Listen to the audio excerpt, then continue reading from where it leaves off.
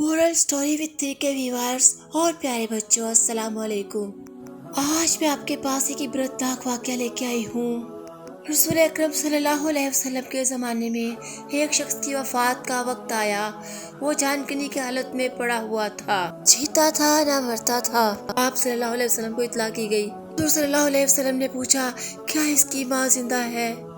عرض کیا جی ہاں۔ چنانچہ حضور صلی اللہ علیہ وسلم نے اس کی والدہ کو طلب فرمایا۔ جب وہ حاضر ہوئی تو حضور صلی اللہ علیہ وسلم کے پوچھنے پر اس نے بتایا کہ وہ اپنے بیٹے سے ناراض ہے۔ آپ صلی اللہ علیہ وسلم نے اسے معاف کرنے کا کہا۔